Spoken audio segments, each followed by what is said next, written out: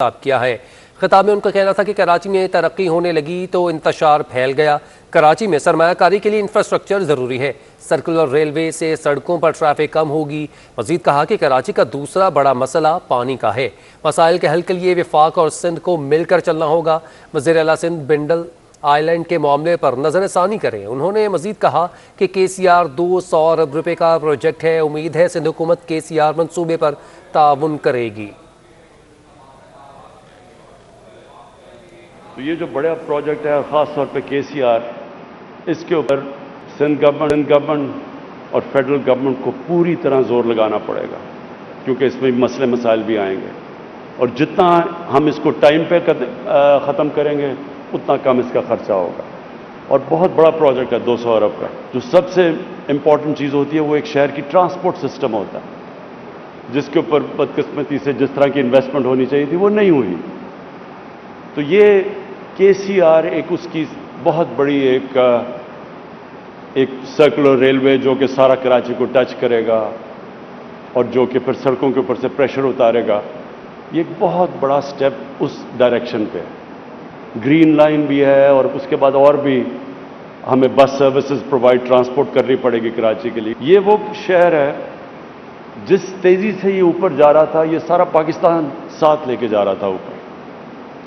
और कराची की जो मसले मसाइल आए उसके बाद उसने हम सारे मुल्क को मुतासर किया। तो जो आज तो ये KCR की बात कर रहे हैं, लेकिन जो पिछले साल सितंबर में हमने कराची का ट्रांसफॉर्मेशन प्लान बनाया, जिसमें सिंध हुकूमत और फेडरल हुकूमत ने मिल के फैसला किया कि हम कराची को अपलिफ्ट करेंगे। तो ये बहुत इम्पॉर्टेंट सिर्फ कराची के लिए नहीं प्लान, ये सारे पाकिस्तान के लिए है। इसका जो फ़ायदा है वो सारे पाकिस्तान को होगा।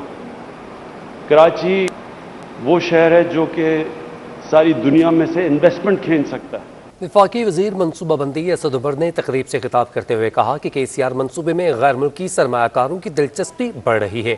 उम्मीद है वज़ीर आज़म इमरान खान नवंबर में ग्रीन बसेज का भी इफ्तिताह करेंगे। मजीद उनका कहना है कि कराची 5 बड़े मनसूबों पर काम कर रहे हैं। हमने कराची में बारिश के पानी की निकासी के लिए भी इक़दाम करने हैं। कराची में बारिश की वजह से मुख्तलिफ इलाकों में पानी जमा हो जाता है। इख्तलाफात के बावजूद हमने कराची के लिए मिलकर काम किया। वो कराची ट्रांसफॉर्मेशन प्लान जो सितंबर 2020 में जिसकी मंजूरी दी गई और उसके बाद उसके ऊपर वफाकी और सूबाई हुकूमतें दोनों मिलकर काम कर रही हैं। ये ज़्यादातर मंसूबे ऐसे हैं जो बड़े मंसूबे हैं, मुश्किल मंसूबे हैं। इनमें से कई मंसूबे बशमूल KCR के ये वो मंसूबे हैं जिनकी सालों से नहीं दहाइयों से कोशिश की जा रही थी और वो नहीं हो सक रहे थे, और वो मंसूबे अब हमें हकीकत बनते हुए नजर आ रहे हैं।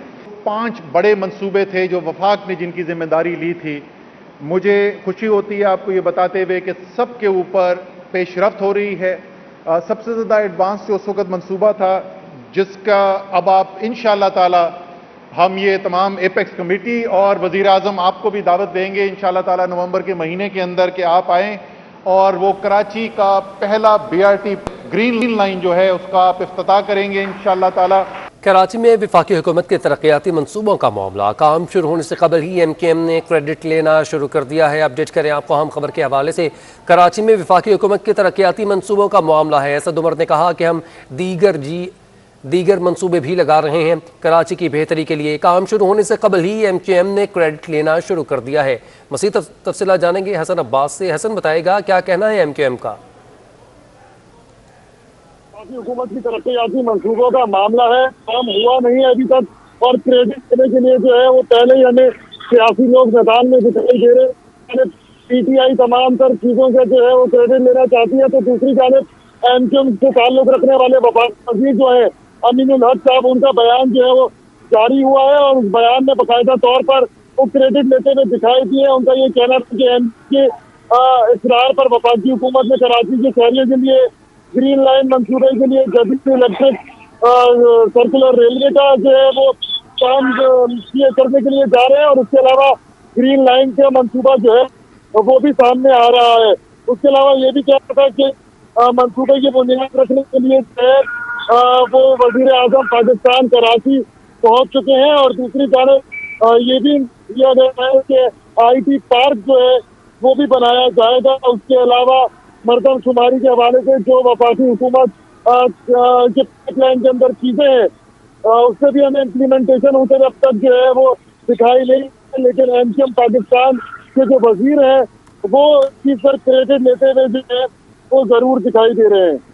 जी ठीक है, बहुत शुक्रिया हसन अब्बास, आपने अपडेट किया। कराची के मुख्तलिफ इलाकों में बारिश के बाद मौसम खुशगवार हो गया। बारिश के बाद शहर की क्या सूरत हाल है, इस हवाले से अपने नुमाइंदा सलाल वड़ाइद से भी तफसीलात जानेंगे, जो कि हमारे साथ मौजूद होंगे। अभी नाज़रीन को अपडेट करें कि कराची के मुख्तलिफ इलाकों में बारिश के बाद मौसम खुशगवार हो चुका है। महकमे मौसमियात की जानिब से ये नवीद सुनाई गई थी कि आइंदा चंद रोज़ में बारिशें होंगी, बल्कि बारिश आज ही हो गई और बारिश के बाद मौसम खुशगवार हो चुका है। गर्मी से सताए शहरियों के चेहरे जो हैं वो खिल उठे हैं। महकमा मौसमियात की जानिब से अलर्ट भी जारी किया गया था कि 28 से 2 अक्टूबर तक मानसून का 5वां स्पेल सिंध में दाखिल होगा और कराची शहर में 28 से लेकर 2 अक्टूबर तक बारिशें होंगी, लेकिन बारिशें आज ही से शुरू हो चुकी हैं। मज़ीद तफसीलात जानेंगे सलाल वड़ाइद से। जी सलाल, अपडेट कीजिएगा। हाँ जी बिल्कुल, आज दिन भर में जो है सूरज निकला हुआ था, लेकिन उसके बाद जो है शहर भर में अचानक लोकल डेवलपमेंट के तहत अचानक जो है बादल बन गए, जिसके बाद शहर भर के मुख्तलिफ इलाकों में वक्फे से बारिश का सिलसिला शुरू हो गया। अब तक महकमा मौसमियात की तरफ से जो जारी करदा आदाद व शुमार है उसके मुताबिक जो है शहर के मुख्तलिफ इलाकों में जो है कमो बेश तकरीबन 6 मिलीमीटर बारिश रिकॉर्ड की गई है। जबकि महकमा मौसमियात की जानिब से आज की जो पेशन गोई की गई थी उसमें बारिश की कोई भी इम्कान नहीं था। महकमा मौसमियात की जानिब से जारी करदा पेशन गोई के मुताबिक शहर भर में जो है कल से मानसून के आखिरी स्पेल के तहत बादल बरसने का इम्कान था, लेकिन लोकल डेवलपमेंट के तहत जो है शहर भर में शदीद गर्मी थी, जिसके बाद शहर भर में बादल बन के मुख्तलिफ इलाकों में बरस गए। इस वक्त भी शहर के मज़ाफ़ाती इलाके गुलशन हदीद में गहरे बादल बनते जा रहे हैं और वहाँ पर इस वक्त पे दोबारा एक दफ़ा फिर बारिश का इम्कान तेज़ बढ़ता जा रहा है। जी ये बताइएगा कि बारिश की शिद्दत कितनी थी, कहीं बारिश का पानी खड़ा तो नहीं हुआ? जी देखिए, बारिश की शिद्दत तो इतनी नहीं थी, लेकिन शहर भर के मुख्तलिफ मकामात पर वक्फे से बारिश का जो सिलसिला जारी रहा, क्योंकि आज कारोबारी हफ्ते का पहला दिन भी है और शहर भर में हर जगह सड़कों पर ट्रैफिक है। तो जो है बारिश के बाद जो है ट्रैफिक रवानी जो है थोड़ी मुतासिर तो हुई है। इस वजह से शहर के बेशतर मकामात में इस वक्त पे रश भी देखने में आ रहा है और शहर की कुछ जगहों पे मौसम खुशगवार हो गया, शहरी गए और एंजॉय कर रहे हैं। सलाल वड़ाइच अपडेट कर रहे थे, बहुत शुक्रिया। लेजेंड कॉमेडियन उमर शरीफ के इलाज मुआवजे के हवाले से बात की जाए तो इलाज के लिए अमेरिका रवानगी में ताख़ीर का खदशा है। उमर शरीफ के बेटे ने रवानगी में ताख़ीर की तस्दीक कर दी है। हफ्ते की शब तबीयत बिगड़ने पर उमर शरीफ को CCU वार्ड में मुंतकिल कर दिया गया है। अपडेट करें आपको अहम खबर के हवाले से। उमर शरीफ के बेटे ने रवानगी में ताख़ीर की तस्दीक की है। हफ्ते की शब तबीयत बिगड़ने पर उमर शरीफ को CCU वार्ड में मुंतकिल कर दिया गया है और डॉक्टर्स की इजाज़त मिलने के बाद ही वो सफ़र कर सकेंगे। लेजेंड कॉमेडियन उमर शरीफ की इलाज के लिए अमेरिका रवानगी में ताख़ीर का खदशा है।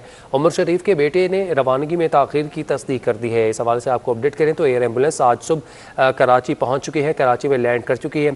एयर एम्बुलेंस कराची में मौजूद है। अगर आज उमर शरीफ को जाने की इजाज़त नहीं मिलती तो एयर एम्बुलेंस यहाँ से रवाना होकर कहीं और चली जाएगी और जब इनको इजाज़त मिलेगी तब एयर एम्बुलेंस वापस आ जाएगी। कॉमेडी किंग उमर शरीफ को अमेरिका मुंतकिल करने के लिए मनीला से कराची पहुंचने वाली एयर एम्बुलेंस जिला इंटरनेशनल एयरपोर्ट पर मौजूद है। डॉक्टर्स की जानिब से सफ़र की इजाज़त दिए जाने पर एयर एम्बुलेंस उमर शरीफ को लेकर बरास्ते जर्मनी अमेरिका रवाना हो जाएगी। मज़ीद तफसीलात जानेंगे सैयद ज़ीशान से। जी ज़ीशान, अपडेट कीजिएगा। जी बिल्कुल, मारूफ कॉमेडियन उमर शरीफ को अमेरिका मुंतकिल करने के लिए एम्बुलेंस कराची पहुंच चुकी है। तकरीबन 12 बजे एयर एम्बुलेंस ने यहां पर लैंड किया है। इसके बाद से एयर एम्बुलेंस में जो है वो रीफ्यूलिंग जो है वो की जा रही है, मगर अभी तक उमर शरीफ को अमेरिका मुंतकिल किया जाना है या नहीं जाना ये डॉक्टर्स तय करेंगे। अभी अस्पताल में उनका जो है वो तिब्बी मुआयना और तमाम टेस्ट दोबारा जो हैं वो लिए गए हैं, जिसके बाद जो है वो डॉक्टर्स बाहमी मुशावरत से ये फैसला करेंगे कि आया वो सफ़र के काबिल हैं या नहीं हैं, क्योंकि एयर एम्बुलेंस ने एक तवील सफ़र तय करना है अमेरिका तक पहुंचने के लिए। क्योंकि एयर एम्बुलेंस जो है वो यहाँ से अगर उमर शरीफ साहब को लेके जाती है तो यहाँ से पहले जर्मनी में स्टॉप ओवर करेगी न्यूरमबर्ग के अंदर, और वहाँ पर जो है वो तैयारे को चेंज किया जाएगा और उसके बाद आइसलैंड में एक मुकाम पर एयर एम्बुलेंस उतरेगी और वहाँ पर रिफ्यूलिंग की जाएगी। एक और स्टॉप ओवर जो है वो भी शेड्यूल किया गया है कनाडा में एक मुकाम पर, और वहाँ पर दोबारा जो है वो रिफ्यूल होकर एयर एम्बुलेंस जो है वो वाशिंगटन डीसी पहुँचेगी, जहाँ पर जॉर्ज वाशिंगटन यूनिवर्सिटी हॉस्पिटल में उमर शरीफ के इलाज के इंतजाम जो हैं वो मुकम्मल कर लिए गए हैं।